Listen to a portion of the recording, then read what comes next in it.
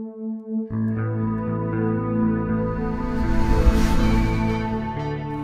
Breitbart News challenged the accuracy of the CNN story, and afterwards it was retracted, deleted, and the editors responsible were fired, as well as the network apologized for the story. One of the targets of the story accepted the apology. The president went on Twitter this morning and repeated that CNN was fake news. Why isn't their response good enough for the president? I don't know that it's that the response isn't good enough for the president. I think it's the constant barrage of fake news directed at this president probably that has garnered a lot of his frustration. You point to that report. There are multiple other instances where that outlet that you referenced has been repeatedly wrong and had to point that out or be corrected. There's a video circulating now, whether it's accurate or not. I don't know, but I would encourage everybody in this room and frankly everybody across the country to take a look at it. I think if it is accurate, I think it's a disgrace to all of media, to all of journalism. I think that we have gone to a place where if the media can't be trusted to report the news, then that's a dangerous place for America.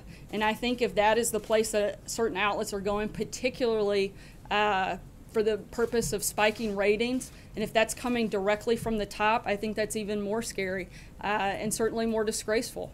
And I hope that that's not the direction we're headed. I hope that outlets that have continued to use either unnamed sources, sometimes stories with no sources at all. We've been going on this Russia-Trump hoax for the better part of a year now with no evidence of anything. Things like the success at the VA barely get covered. They may get covered for an hour at a time, but this story gets covered day in, day out. And I think America is frankly looking for something better. They're looking for something more, and I think they deserve something better from our news media. Does the president actually expect us not to report on stories of a foreign country trying to influence the presidential election? I don't think it's that it's expected that you're not to report on again, actual news if there's something there. But again, I think that there are a lot of things happening in this world that frankly a lot of people would like to hear about, whether it's job growth, whether it's deregulation, whether it's tax reform, health care. I think a lot of those things deserve a lot more coverage than they get. And all we're saying is, you know, I think that we should take a really good look at what we are focused on, what we are covering, and making sure that it's actually accurate and it's honest. If we make the slightest mistake, the slightest word is off, it is just an absolute tirade from a lot of people in this room. But news outlets get to go on day after day and cite unnamed sources, use stories without sources, have, you mentioned the Scaramucci story where they had to have reporters resign. Come on, you're inflaming everybody right here, right now with those words. This administration has done that as well. Why in the name of heavens? Any one of us, right, are replaceable, and any one of us, if we don't get it right, the audience has the opportunity to turn the channel or not read us. You have been elected to serve for 4 years at least. There's no option other than that.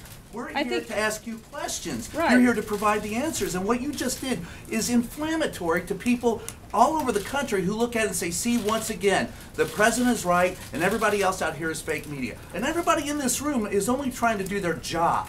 Well, I disagree completely. First of all, I think if anything has been inflamed, it's the dishonesty that often takes place by the news media. And I think it is outrageous for you to accuse me of inflaming a story when I was simply trying to respond to his question. Kevin. Be careful letting NBC set your standard there. Given the news about CNN's erroneous story about Anthony Scaramucci, does the White House believe there are other Russia-related stories from major outlets that have not been retracted and are just as false, including the February 14th story in the New York Times about collusion between the Trump campaign and Russia, which James Comey called into question, which many believe the CNN story was based upon? I would have to look back at that specific story. There have been many by the New York Times that I would probably disagree quite a bit with. I think you could take it pretty straightforward that this administration disagrees with all of the stories that claim that the president and his campaign colluded with Russia in any capacity. So I think he's been extremely clear that he believes that's a hoax, and certainly something that's not true and didn't take place. And any story related to that, you would, I think, find frustration from this team here. Another CNN retraction. Does the White House now believe the news media have an obligation to review stories on the Russian Trump issue and retract questionably sourced stories on the topic? I'm sorry? I'm not following the... Do you believe that the media should go back and look at anonymously sourced stories on Russia and Trump and, you know, maybe start a review process and retract where necessary? I think that'd be a great idea. I certainly don't think that you would get arguments from us if there were retractions from outlets on fake stories. But I also think that, you know, there's a moment where we can all do better. And I certainly think that's what we strive to do every day, and hopefully that's the goal. I know it is of many, and hopefully it will continue to be of not just the news media, but everybody involved in the process to continue to do better, to continue to strive for excellence, and to continue to deliver the best we can for the American people.